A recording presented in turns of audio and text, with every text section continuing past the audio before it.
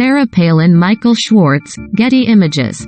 An unvaccinated former Alaska governor, Sarah Palin, tested positive for COVID-19 Monday, forcing a postponement of a trial in her libel lawsuit against the New York Times. The Republican's positive test was announced in court just as jury selection was set to begin at a federal courthouse in New York City.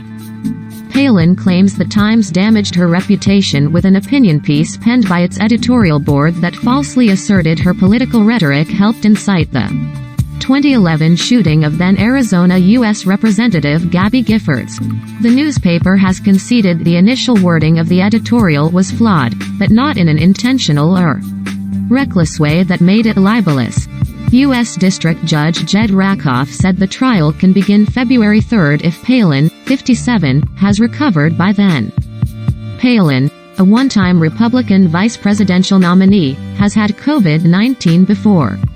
She's urged people not to get vaccinated, telling an audience in Arizona last month that it will be over my dead body that I'll have to get a shot.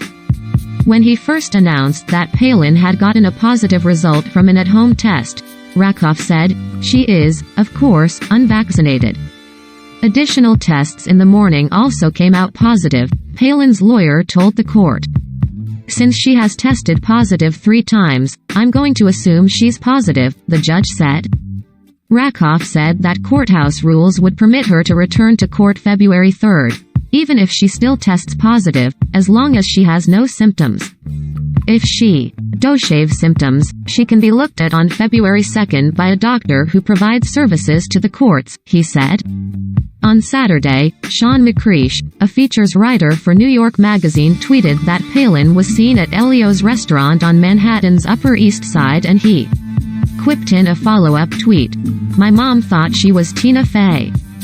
Fey was widely praised for her portrayal of Palin on Saturday Night Live when Palin was campaigning for vice president in 2008.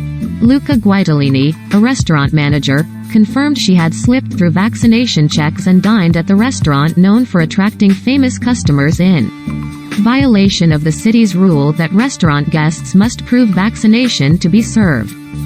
He said the restaurant was not making further statements. "We're just doing our thing," he said.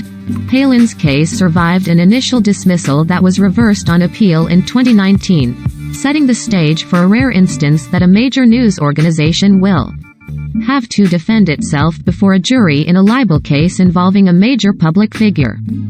It's presumed that Palin will be the star witness in the civil case. She's seeking unspecified damages, saying the Times hurt her budding career as a political.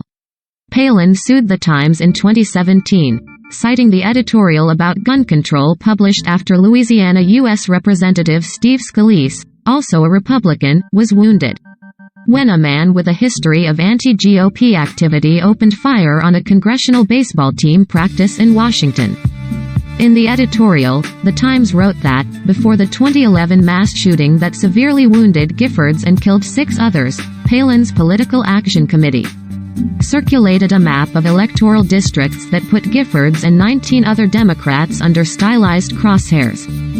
In a correction 2 days later, the Times said the editorial had incorrectly stated that a link existed between political rhetoric and the 2011 shooting, and that it had incorrectly described the map.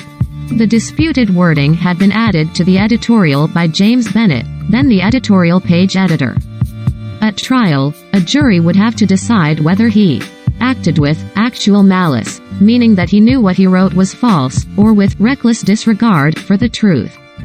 In pre-trial testimony, Bennett cited deadline pressures as he explained that he did not personally research the information about Palin's political action committee before approving the editorial's publication. He said he believed the editorial was accurate when it was published.